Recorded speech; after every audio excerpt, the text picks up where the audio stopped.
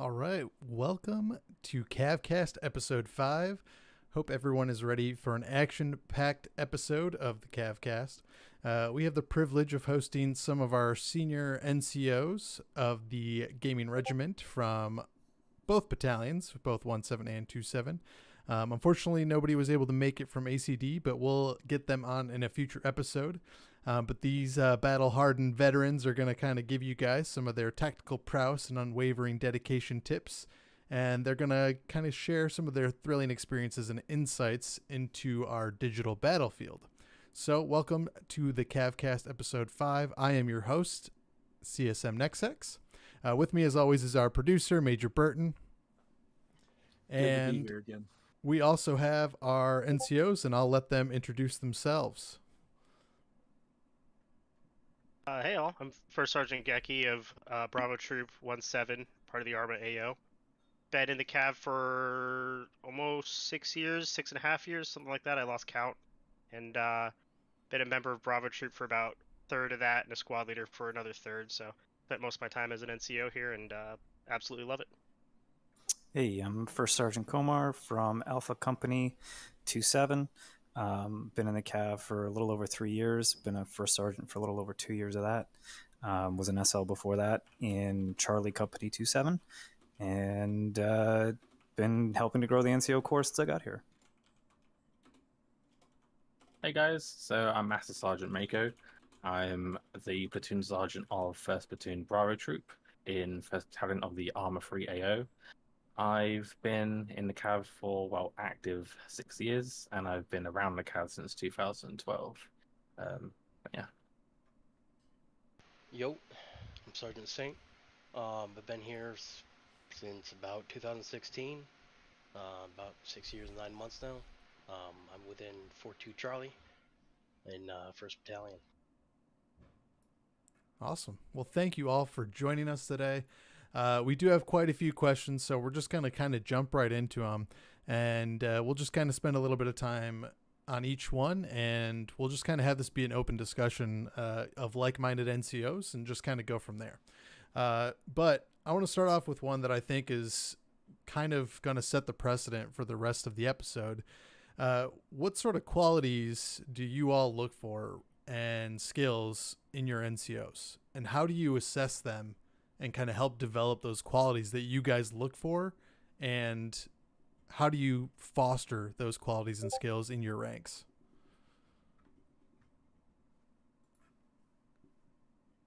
Yeah. And whoever wants to go, just go for it.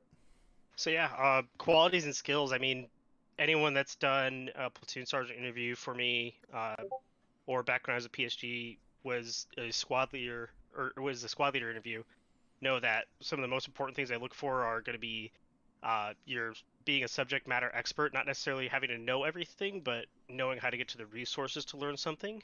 And the other big one is not being a yes man.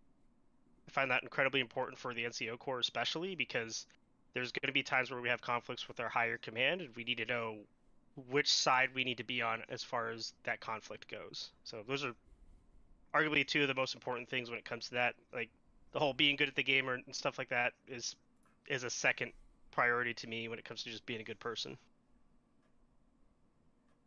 Yeah, I think on my end that for someone to be an NCO, a really good quality is someone that can just be able to have a very fair view on sort of anything they have to take charge of, where it's talking to the SLs, whether it's disciplinary stuff, or really just sort of any topic that, regardless of whether you're friends or, whether in the Cav or you have to go for it, in like an administration viewpoint, that you can just go at it with just a complete fair game, fair-minded, so you're not really favoritism for anyone. I would say, are you done, Michael? Sorry. Yeah, go for it, sorry. All right. I'd say involvement and dedication. You want somebody that's involved, not just with the game itself, but outside as well. Somebody that is active on the forums, always congratulates people, is kind of a boost to morale, and then dedication, obviously, to their unit as a trooper, and then as they kind of move their way up, you want them to be dedicated to that brotherhood and the guys around them. I think those are really important qualities, as well as tactfulness. You got to be able to talk to people.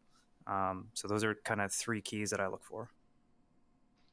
As for me, I mean, Komar, you just bring up some really good points. I was going to bring up myself, but so I agree with you on that one. But I look for also willingness to learn from a new trooper if they're coming into the Cav, right? Like you look at a new kid who's coming in, and you know if you see he's doing really well. Generally gonna like look to them to be your next like fire team leader or next ASL, which makes them a good NCO candidate there. Also, someone who's willing to take charge even if it's in a rough situation. In terms of like breaking contact, like hey, we're taking too many casualties, we need to break contact, even if the fire team leaders or the SL hasn't made that decision yet. So those are pretty good to see inside game. A good inkling of what a good NCO will be. Yeah, those all seem fair. And I think, the big commonality of that is NCOs have a lot of common sense and they have a lot of, gumption and just the ability to focus on their subordinates and the people above them, and kind of being that perfect middleman is really what it comes down to. Because you have to be able to take charge when needed, but you also have to be able to listen and analyze and focus on all the stuff going on around you. And sometimes that's in game, doing actual tactics. Sometimes that's, volunteering to manage meetings or do anything like that. So it's a really good balance of all those things. And I think you guys all touched on a lot of different points that all make a lot of sense. Mika, you wanted to add something else?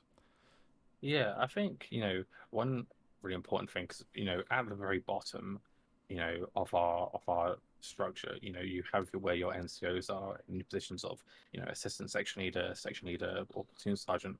A lot of the time, one of the biggest things is morale, because, at the end of the day, we're all playing, the same game at least once a week, and having good spirits and being able to pass that attitude down into the squads is just really important, because from playing like the same game every single week, it's very easy to get burned out. So just having a really positive mindset is just really important at the end of the day. Yeah, for sure. Komar? I think one thing that I think we all didn't touch on was how we actually developed that. And I would say in terms of how I do it is, I always do a monthly NCO meeting outside of the one that battalion holds. I'm always engaging with my SLs and all the NCOs, platoon sergeants, making sure everybody's got everything that they need, and helping them in anything that they need help with, or have questions about. It's being available to them at all times, I think, is the best way on how you develop people. But that's just my opinion. Yeah, I think that's spot on too. Just being present and, having those meetings, giving them an opportunity to voice those opinions. I think that's exactly the key to being in tune with your NCOs and developing all of those things. You have to be available, right? You have to be around. You can't just be, someone that's never there, because then how can they trust you? How can they count on you? And I think that's really where the NCOs shine, right? Because their SLs are there every week for them, every day on Discord, in game, they're there, they're the front line. And then you move up the chain, and each step, they're always going to be there. It's just, as a first sergeant, you're going to be more focused on helping your platoon sergeants. And as a platoon sergeant, you're focused on helping your SLs. And then when you get to your sergeant majors, they're just there to kind of keep all the glue at all levels together and help voice that vision. So it definitely makes a really good, glue of the Cav is what I would say. Go ahead, Geki. Yeah, I'll touch on that last point too, especially the first sergeant to platoon sergeant relationship. Baker and I have something pretty special that Knights, when he was the other platoon sergeant of his sister platoon, had, where we kind of treated each other more like equals than anything else. Like if you look at it from the Army pay grade scale, I'm gonna mess it up. E9 is the same pay grade for both first sergeant. I think it's E9 for first sergeant and master sergeant. So the way I look at that, I've got no experience with the actual Army and how that stuff works, but the way I interpret that is that means that both those positions are treated very similarly as equals. So there's stuff that Mako knows as the platoon sergeant for the medics that I pretty much give him full authority to do, unless it's something that conflicts with me, and then we talk it out and work with it. But that's a huge thing that I think sometimes we get lost in the sauce when we talk about all the different positions and ranks and billets and whatnot in the Cav, is just being equal with each other. And that's something that especially the senior leadership of the NCO Corps should be focusing a lot more on, is treat your lower subordinates that are directly below you like your equals, and only really pull out that top hat when you need to, when it comes to that. Really important on that first sergeant platoon sergeant relationship, because you guys make up the company as a whole. Yeah, I think that's a very good point. You know, there's always the time, you know, for putting on the hat, like you said, but at the end of the day, if you don't have that trust from the guys that are around you and you work with on a regular basis, i.e. your platoon sergeants, then they're not going to listen to you whether you have the hat on or not. And building that trust is super, super important. And that actually ties into our next question. How do you guys think the NCO Corps can help contribute to like that camaraderie and fostering that cohesion? Because obviously, like, the SLs are in it every day, right? They're there, you know, running SPs. They're there having fun with the guys on the public servers. But how do you guys, as more senior NCOs, how do you build, you know, that camaraderie and that cohesion within your units? And I'll let Komar start this one off. Well, I mean, we're the first point of contact regardless of what NCO rank. I mean, you're usually in terms of the first sergeant, we're the first one welcoming a new recruit into the company. And then it goes down from there. Obviously, the SL is the next point of contact, giving them their ICS. Platoon sergeant will obviously chime in on that and, you know, either be included with the initial ICS or meet the new recruit after that. So there's a lot of cross NCO handling that kind of happens when a new recruit comes in. And then I think outside of that, it's also, I mean, something that we see in our company is the NCOs are definitely the drivers of getting guys together, getting them on. And not just the SLs either, just senior NCOs who may not have a billeted position. But, you know, hosting different game nights. We've got one platoon sergeant that hosts a DJ night. So there's a lot awesome. of involvement. Yeah. Sergeant Panda.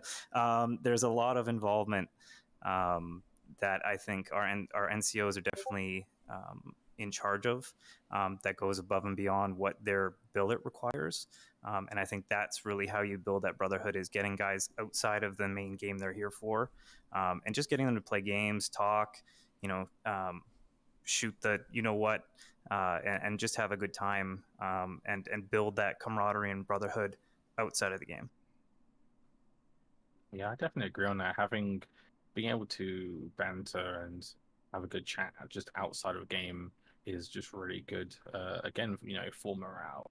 I know in Bravo Troop we have a lot of really good NCOs that host different, you know, games, whether not just games like Arma 3 or DCS or ones that the Cav, you know, supports, but just sort of any game where people can just join in and have a good laugh, and that's just really good for just cohesion, to just keep everyone together, have a good laugh, because at the end of the day, that's why we're all here.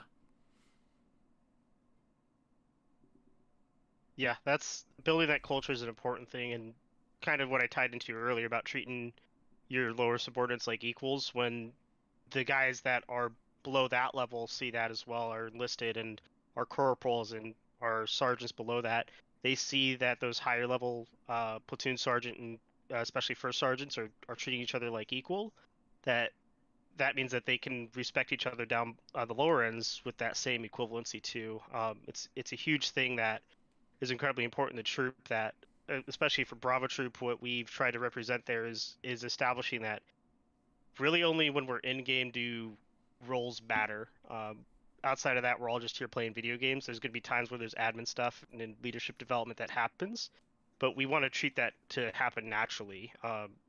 Most of the leadership in Bravo Troop kind of has their leans on dudes that they know want to move up in leadership, but we're also cool with our guys that want to remain that specialist or that corporal, that want to remain that grenadier or rifleman in whatever role that they're playing in game. And they don't really want to take care of some of those admin things in the Cav. That's perfectly fine too. It's it's awesome to see that that's the culture that develops to help build that camaraderie. And it's really cool to see how it's slightly different, but it still holds the same core values from company to company, platoon to platoon. I think the other thing is that once you got a lot of senior NCOs, they kind of set the culture, and that really helps. I mean, each platoon will have their own kind of identity. I mean, in Alpha Company 27, our Reapers definitely have their own identity. They are a very, very tight-knit group, but so is Second Platoon, which is their tankers. And then Third Platoon, they're a little bit newer, but they've already kind of established where they're going as a platoon, and that all stems from the senior leadership that they have. So I think that's the other thing that kind of ties into that, is they definitely help to set the culture. And if you don't have that, it makes things very difficult in terms of retention and kind of having that identity and getting up and going. So I mean, that's the other thing that the NCOs definitely bring. As for me, I mean, like, NCOs fostering a sense of community here. I mean, honestly, I think it starts with the FTLs and the SOs. I'm going to do a shout out here, but Jupiter Jones did a really good job in fostering a really good community inside First Squad, Second Platoon, and Charlie Co. By making basically a good community. They play together, they play different games. It doesn't have to just be Arma, but he was able to rally them all together, and they still play together, even if some of them are retired, and some of them come back. I mean, you see that in the Cav a lot. So a good NCO is really kind of like the difference between whether or not you remain friends and whether or not, you kind of view the Cav as just kind of like, it was a thing I was in and now I'm out, because it really is the difference between a good brotherhood and just a thing, you know? Yeah, I think that's a great point. Everybody remembers their first good NCO, whether that's their SL, their PSG, first sergeant, whatever.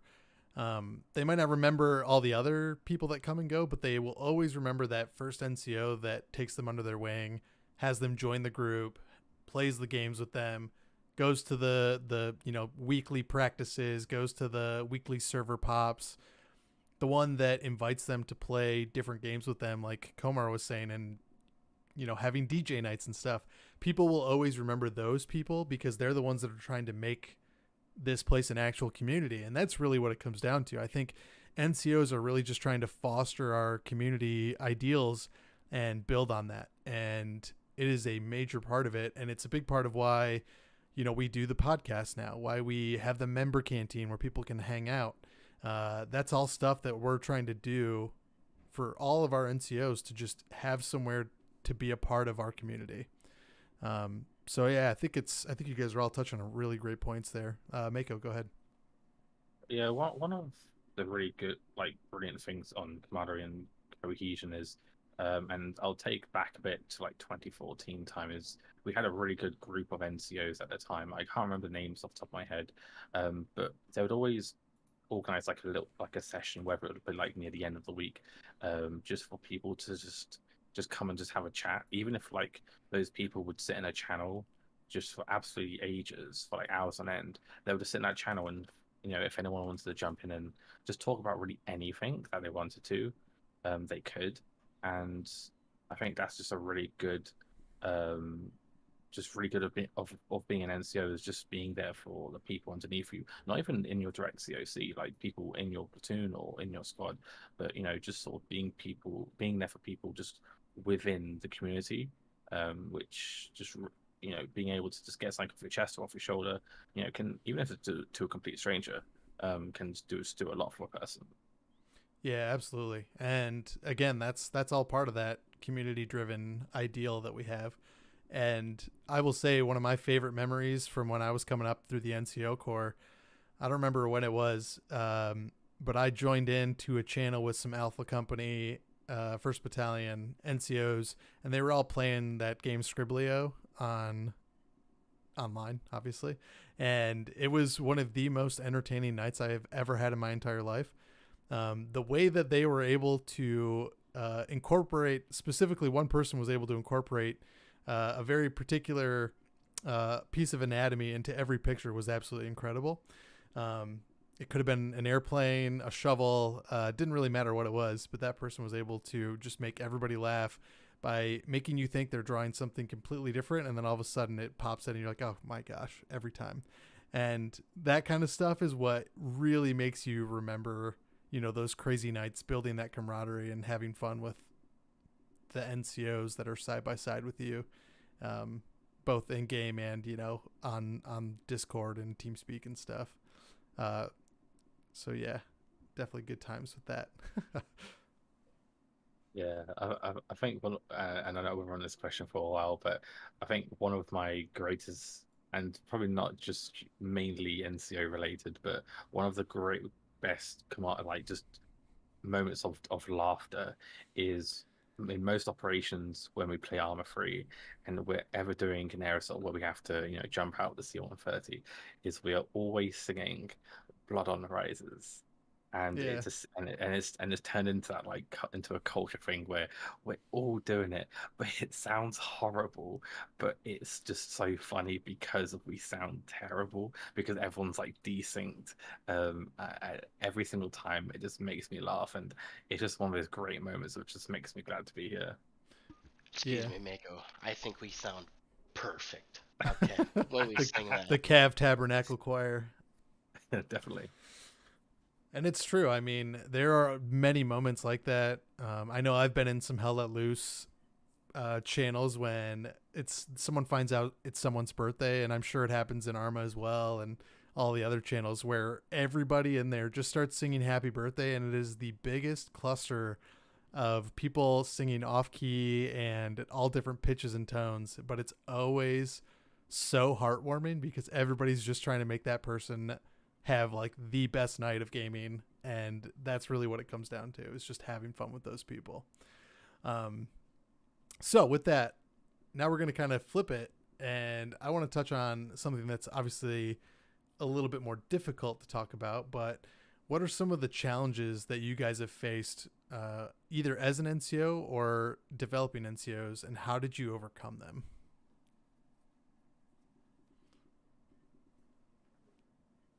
Oh man, I guess I'll lead the charge as arguably 1-7's most problematic problem child here. I have my own fair share of challenges as an NCO myself, and with with developing new NCOs personally. There's definitely the issue of, especially when it comes to me, where I'm vehemently, one of the things that I love to make sure that's pointed out and as part of that is that there's a switch that you flip on and off from being serious to just being casual. And sometimes I mess up what time that switch should be on or off, and it ends up not working in my favor, or not being said in the most polite of ways in times when I'm in a more heated debate or argument with somebody. I've definitely had my fair share of moments where I could have been more respectful towards people, but as we all are very passionate people, that's what we are. That's how we get into these positions that we're in. Is we're very passionate, and we care a lot for what we're doing. Sometimes that passion takes over for us, and we forget that respectfulness that is part of that there. However, I would say that's also one of the greatest strengths that I have as well, is because I'm not a yes man type of person. I'm one of the first people that would tell somebody that what you're doing or what you want to do is not going to work, and this is why. I just could phrase that a little better, and I think that's something that especially a lot of up and coming NCOs face, is how do I flip that switch at the appropriate times between being serious and being and just being that fun casual guy that's here to develop that culture of we're all here playing video games. For me, I think there's two big ones. I used to be the squad leader of 4-2 Charlie, and two big issues we ran into were retention and teaching, honestly, the next generation, like who's going to be my replacement, who's going to be my next ASL kind of stuff, who's going to be my fire team leaders. And what comes down to is with the retention, Arma's an old game. It's hard to keep people, but honestly, it comes down to being a bro, quite frankly, like having a good core group of guys that are willing to play with you, and just having a good, brotherhood inside that little squad there. And it can even extend to your platoon, to your company, and further. but having a good group of guys that's always willing to hang out really helps with retention. In terms of training, though, it really comes down to whether or not that trooper really wants to learn. And if they want to learn, you really want to feed them information. You want to help them learn how to play armor in the first place. For example, I have a trooper named Stuart who's currently leading the squad, and I'm proud of this kid because he's now leading the squad after about 2 years. He was my next generation after me, and for him, honestly, he came to Arma just fresh, right? So he didn't know anything, and I just spent a lot of the time just trying to teach him a lot of things. And then he just, once he got a hang of it, he just went off like wildfire, right? He just learned it. So similar to what Saint said, I'm getting that next generation up and going. There was a point in 2.7 where the NCO core was a little thin, and I think part of that was just showing them that the work isn't hard, and you get out of it what you put into it. So if you put no effort in, it's going to be crap. If you put the amount of effort that you would like to see in, you're going to reap the benefits, and kind of getting rid of some of the stigmas of, what it means to be an SL or a PSG, and that it's, not all paperwork and it's not all work. There is a lot of fun that's involved, and that, if you enjoy fostering that next generation or the future leaders at the Cav, I mean, that's the path you want to go, is you want to work your way up. But yeah. Yeah, definitely. I think one of the unique things, responsibilities for an NCO is handling those disciplinary issues, just those annoying admin tasks that that you have to do, which is a responsibility of ours. And obviously at the end of the day, we're all strangers, and we approach different subjects differently. And some people, if they don't maintain those those really small requirements, to be a member here. And as an NCO, as a platoon sergeant like myself, one of the most common things I have to do is doing those developmental counseling things, which when people can't meet those minimum requirements. And some people can come across a bit funny when you do them, which can make you feel kind of awkward on the platoon sergeant level, because you, in the back of your head, you're like, oh, I really hope I haven't sort of really annoyed this person, because one of those people might be a good friend of yours, but they've just slipped up on their on those requirements, and you sort of have to do the annoying thing of doing those disciplinary things. And so it just kind of makes you feel awkward on that front. But and also, retention is a very difficult one, because one of my area of the Cav in first battalion is obviously the medics, and it's very hard. We're a very niche role, so it's very hard to keep the retention. But even though we're small, I have a very good bunch of people in my platoon that I wouldn't trade for the world, because they are just the most upbeat people, very positive, very willing to learn, especially the NCOs, the SLs, and the ASLs are just brilliant.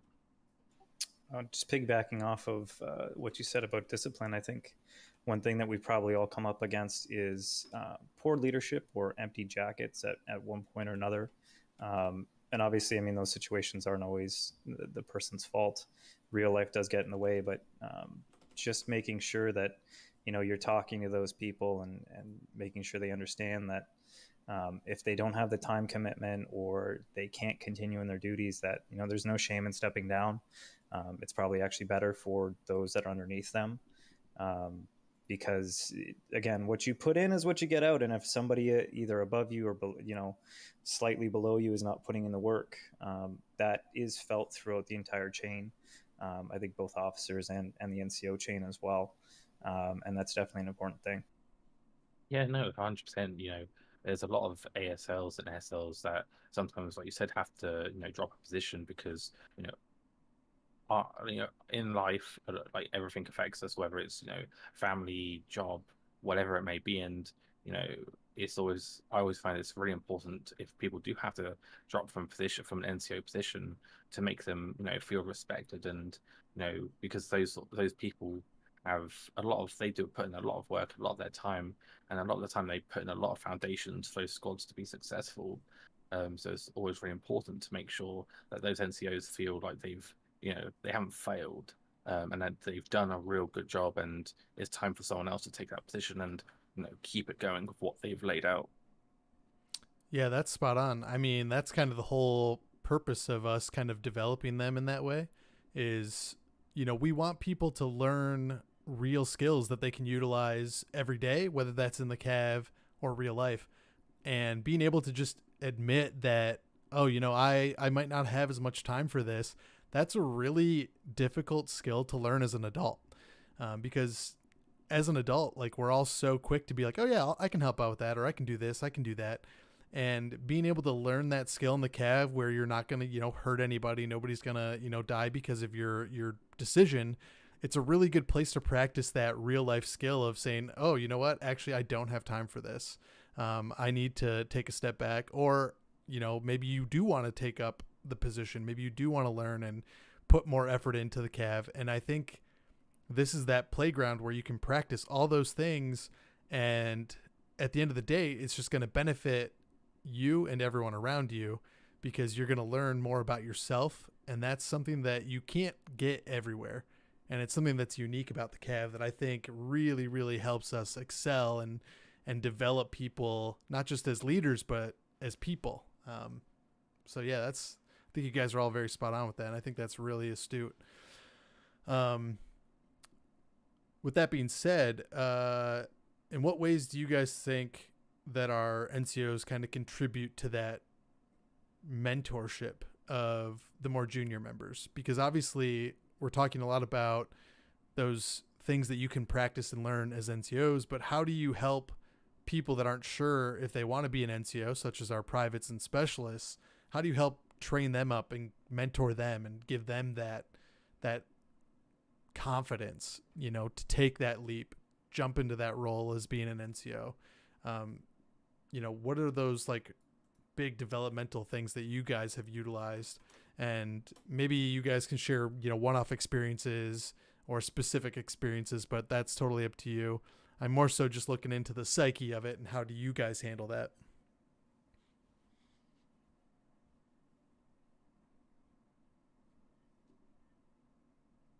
Gek, you want to handle this one first? Because I can go otherwise. Saint, take it away. You're the closest. Go ahead, Saint. Oh, son of a... Alright, that being said, honestly, I directly train them up a lot of the times, just straight up directly, right? Like, I'll take a new kid to Arma, or just anybody who's willing to need help, put them through like a unofficial training course, right? Just like, hey, here's how you pack up your gear, here's your rifle, here's how to shoot, here's how to operate these weapon systems. And they might not remember it, but it might be like a couple of days. And Arma takes like 2 years to learn. But once they get to a certain level, what I like to do, a little bit because I'm sadistic like that, I like to throw them into the fire during like a 24-hour op. During like 16th hour, like someone needs a squad leader, I'm like, hey, you over there, you look like you're ready. They're like, I don't even know. I'm like, you're ready. Because honestly, there's a little bit of something like, some people are like, they might not feel like they're ready, but you can see it in them. Like, you can see the knowledge in them, and they are ready. They just don't know it. And sometimes that like kick into the fire actually makes them go, oh my god, this is what I want to do. Because I've seen it happen many of times at this point. I even use that in real life, just because it's still funny. And it really does work though. Like, they actually do become like really good. From my case, like EMTs or medics later down the future, like I'll be seeing like some kid that I trained like 4 years ago, and he'll be like, oh my god, Goose, is that you? I'll be like, I don't remember you. He's like, remember when you threw me into the fire and the guy was dying, he was missing like a leg and an arm? No, I don't remember that, no. And they'll be like, oh my god, you the story I tell all the time. Seriously, For Saint, that's works. A Tuesday. Yeah, I know. I swear to God, it happened last Thursday. I didn't remember the kid, but that's all right. Yeah, it's kind of twofold though. Like what Saint said, you'll find those that are timid to get into that position, but they kind of need that push into the fire. We also have the opposite of that too, where we've got dudes that are really eccentric and ambitious to get into that role, but just due to ignorance, because it's stuff that they don't know. They don't know what they don't know. They kind of have to take that back seat of like, okay, I need to know and understand my role first. Some dudes pick up on it pretty quick. They're quick to humble themselves, but there's also other dudes where it does take a little more convincing, a few love taps to the head for them to realize like, okay, let me settle in this role that I'm currently in first as a trooper before I start developing further into a leader. Once you kind of rein that in on a lot of those dudes, they are there. They can then also provide what Saint mentioned, that kick in the ass, for lack of better terms, to other dudes that are like, you know what, this guy's doing it. He's fresh to the Cav, and he's taken up leadership positions. I bet I could probably do this too, and they help promote that leadership as well. But yeah, a big part of that, and I keep echoing back and harping back onto it, is that sense of equivalency across the ranks for everybody. Because they all know that they're kind of all equals, to including the SL and ASL of a squad. They all know and understand that they're equals in that regard. They know that they can achieve what they want to. And also, for a PSA for everybody kind of listening as well, if leadership is something you just don't want to do, you don't have to do it. There's of course always going to be a lot of push from guys that want to say that because you know what you're so knowledgeable in what you do that you should become a leader. You don't have to do that. Don't ever feel like you have to take up a leadership position that you don't want to, but do know that it is encouraged to eventually become a leader. From my understanding, the way the Army does that in the real world, that's how that works. For instance, these guys are notorious for it in my Wolfpack squad, first squad, second platoon. They've got such a charismatic SL of Abate that there's so many of their dudes that are excellent subject matter experts and veteran Cav dudes that are really good at what they do, but they don't want to leave that squad because they absolutely love the squad that they're in and the chemistry that squad has. And that's perfectly fine. It's frustrating as a first sergeant where I'm trying to develop future leaders of the Cav, and we don't know like who our next platoon sergeant could be should Naramore move up eventually. But it's something you got to deal with too. Sometimes as leaders as well, and something to develop in your junior leaders, is that it's okay to have people that don't want to move up as well. I can 100% echo that, Geki. I think the other thing is, and I mean, kind of piggybacking off of Geki, is, you know, when we have our operations or FTXs, you know, led by company, I think a lot of those junior members, if they look up and see, you know, who we've placed in the leadership positions during those operations, and it's obviously our senior NCOs, senior SLs, and just seeing them lead by example. And then I know our SLs do a really good job of this in SPs, is whether it's once a month or, you know, once every 2 weeks, you know, mix in some of those new guys and have them be FTLs or running a split squad in game, so they kind of get a feel for it and see if, you know, if it is for them, at least in game, and then you can move and translate that to out of the game as well as you know, becoming an NCO. But I mean, we do it throughout all three of our platoons, first and third on the infantry side, and then I know in second platoon, our tankers are always swapping out who's lead TC, and getting different views and angles, and just letting everybody try every role, and that way they can kind of see where they shake out in the hierarchy of things on their own. So it's kind of a natural progression as to whether or not they want to move up. Yeah, definitely. For me, from my perspective, is, you know, there's a lot of departments that the Cav has, whether it's RRD, S1, MPs, and many others. And a lot of the time, we have a lot of junior members who they don't want to necessarily be in a leadership position in terms of the game sense, but they want to try and give as much to the Cav as possible. But a lot of members that I've seen over the years will take up many, you know, sub departments, just to be you know, as helpful as possible. But for me, I try to make sure that they're not sort of burning themselves out by taking on so much, you so they can still enjoy being a member, playing in the games, and just being in the Cav environment with not just putting so much on their shoulders in terms of work, just so they can just enjoy it.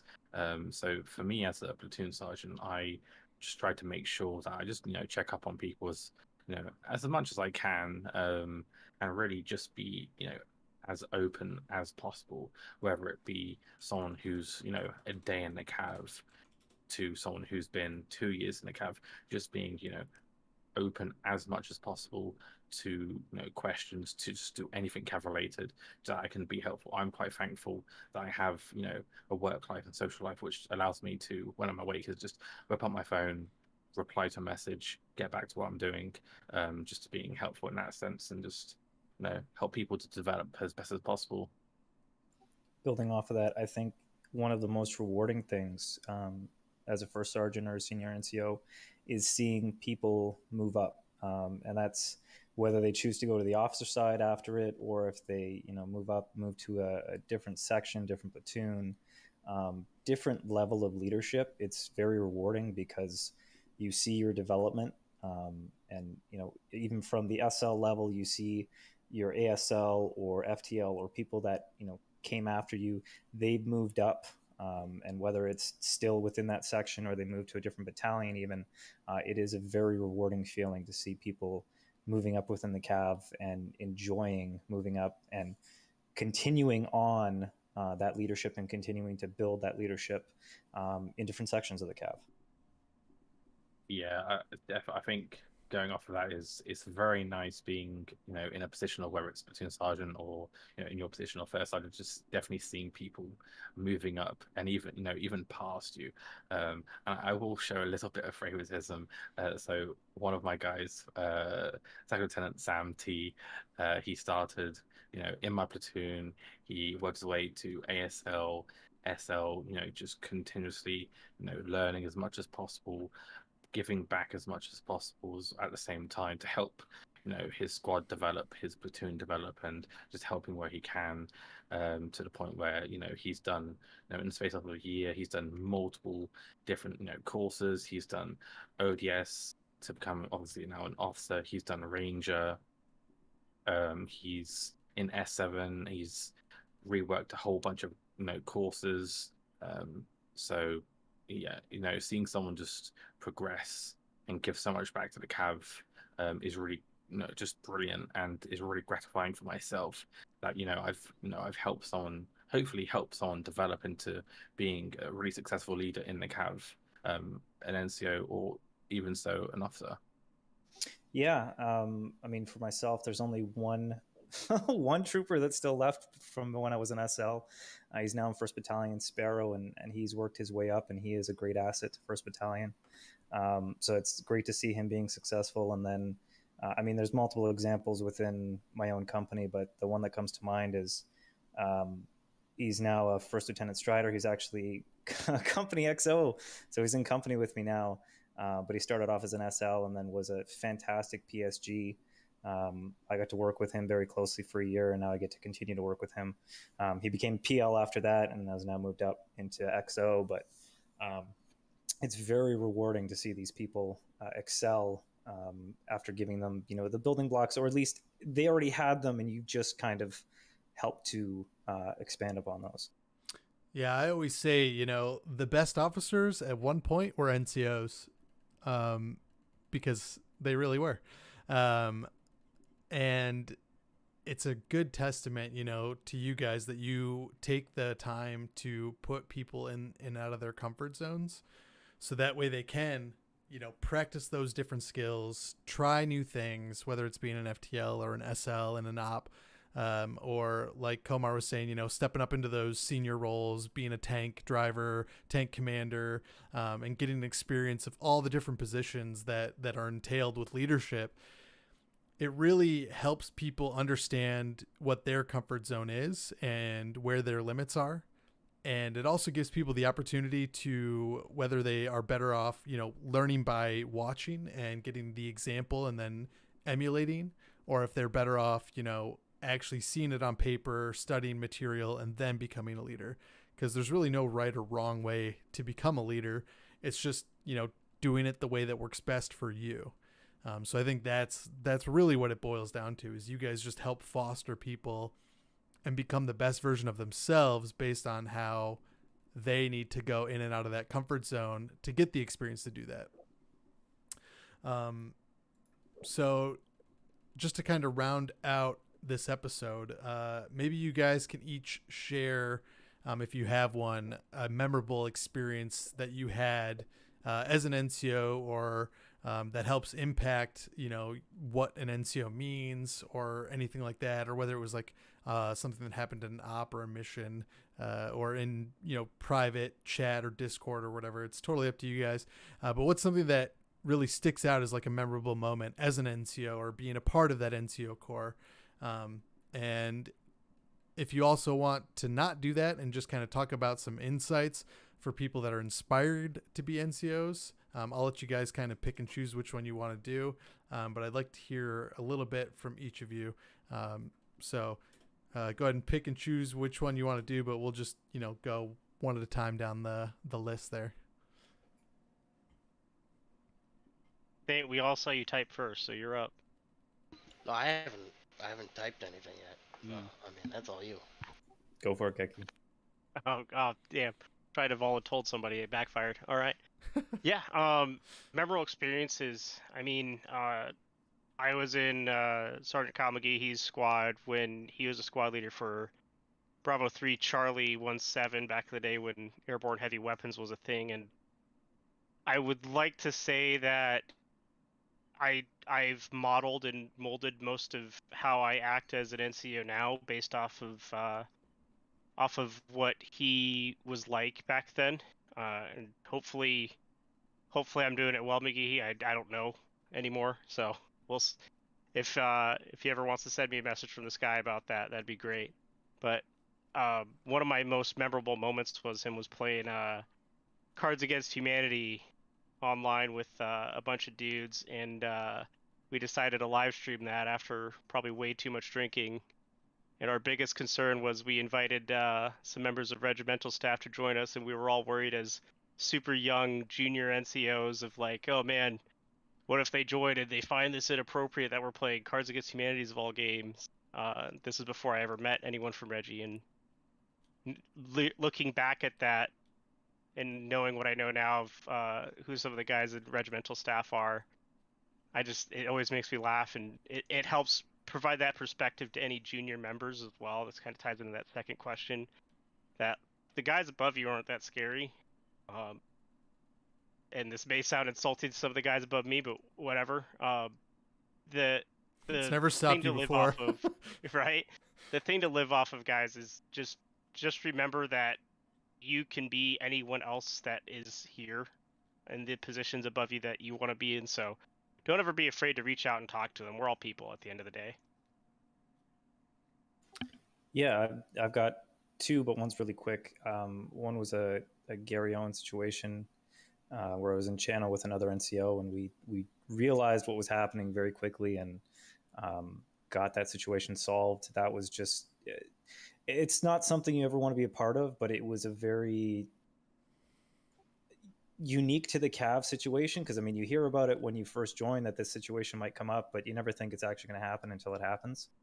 And with that having a positive ending, it was very relieving to have it have a positive ending, and that we acted so quickly.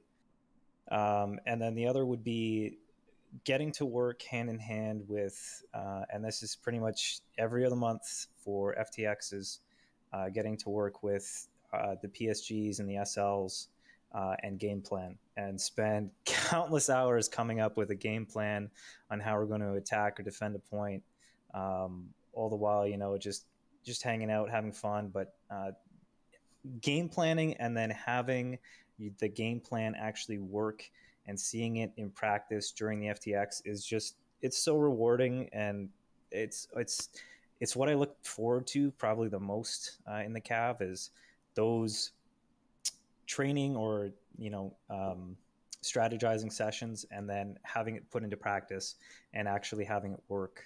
It's just so rewarding, and it's so fun to be able to do that with the guys all the time. From me, I mean, like, I remember in the 2016 to 2018 era, Carter and Houston. Carter was, both of them were actually my squad leader at certain points. Carter, he acted like, I don't know, it's like an older brother leader kind of deal, right? Like, where every time I swore, and I swear a lot, he'd be like, hey, no swearing. But at the same time, he'd give me a good piece of advice, like life advice, or even in game advice, like, hey, next time we do flank left, we're going to do it this way, right? Because I didn't know as much back then, right? So he was definitely helpful on the learning aspects and the milsim aspects, well, in the Cav. Meanwhile, Houston was all about the the fun and straight just shenanigans you can get into. We had a big PvP op. It was like basically Bravo versus Charlie, Russian versus like Airborne. And we got like in this big ass firefight like across this valley on Altus. And me and Houston had just spoken to a tank into surrender. Like a tank comes over, rolls over the hill, right? Aims its gun at us, and we're like, "Hey, freeze! We're surrounding you with a platoon." Meanwhile, it's just him and I. And they're like, "What? We're not opening it up." I'm like, "Open the fucking hatch, or else we're gonna throw a grenade into it, and we're gonna blow you up with a goddamn AT-4."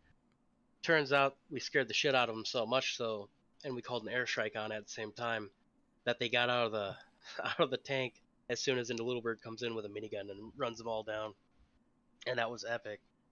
So like situations like that, just being led by like someone who's like really charismatic or just willing to sit down and teach you things and try to be help you mold you into a better person even in real life is it's helpful. It's one of those classic, like, just act like you belong and like you're confident and no one will question it. Exactly. Oh, man. Geki, go ahead. Yeah, I guess another quick memory of mine. I don't know who this guy was, but when I re-enlisted in the Cav and decided to become a medic, there was this weird squad leader in the medical platoon or medical part of 17 headquarters that ended up leading my squad. Not sure quite where he's at today, but for some reason, some people keep telling me he's part of regimental staff. So don't know what happened there, but yeah, weird. Oh, man. Too many good memories. And honestly, like, that's the best thing about the Cav is there's so many people here and they're all our friends and we get to make these like crazy memories together and build on those leadership chances and have fun in ops. And I will say some of the best experiences I've ever had have been in either Arma ops or in Hell at Loose ops. There was one particular Hell at Loose op. It was one of their SmackDown days where they were just pub stomping people. And they gave me an MG and I had no idea what I was doing. It was like one of my first times playing Hell at Loose. And they're like, yeah, you're just going to sit here and you're going to shoot at everything. And I sat there and I shot at everything.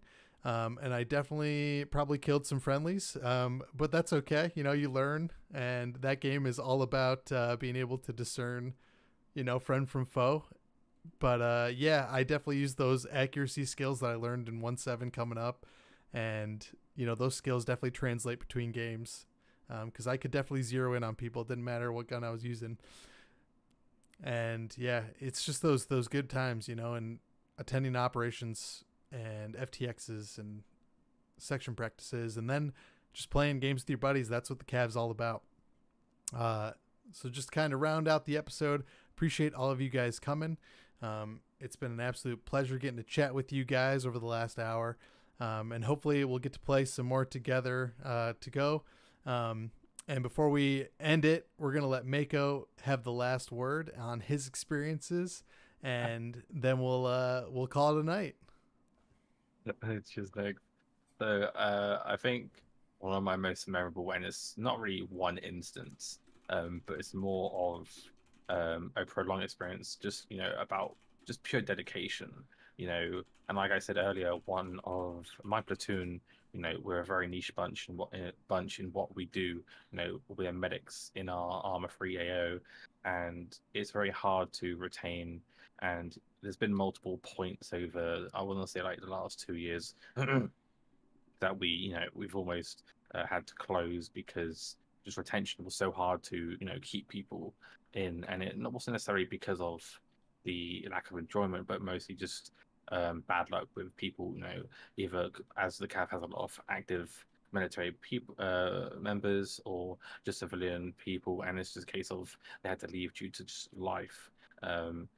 So being very low on members and almost closing multiple times, we just had some really great, whether it be ASLs, SLs, just really great dedication just to keep at it, keep recruiting where they can, keeping morale as high as possible, and I'm still very grateful that we're at 2 squads right now. We still have a great bunch of people.